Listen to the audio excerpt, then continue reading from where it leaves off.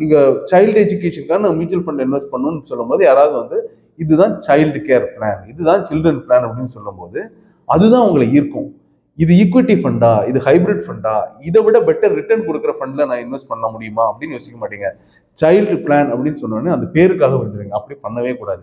இப்போ பேசிக்கலி பார்த்தீங்கன்னா, இப்போ நார்மல் ஒரு 100% ஈக்விட்டி ஃபண்ட் எடுத்தீங்கன்னா அதோட ரிட்டர்ன் நம்ம முன்னாடி சொன்ன மாதிரி ஒரு ஹைபிரிட் ஃபண்டை விட 4-5% அல்லது அதுக்கு மேலேயே இருக்கலாம்.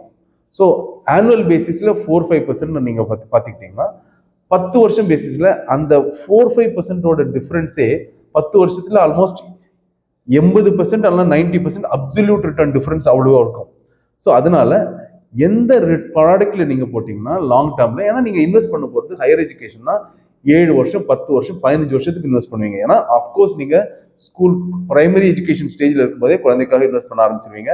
அப்படின்னா நீங்கள் லாங் டேர்முக்காக இன்வெஸ்ட் பண்ணுறீங்க. லாங் டேர்முக்காக இன்வெஸ்ட் பண்ணும்போது 100% ஈக்விட்டி ஃபண்டில் கூட ஆல்மோஸ்ட் ரிஸ்க் நல்லிஃபை ஆகிடும்.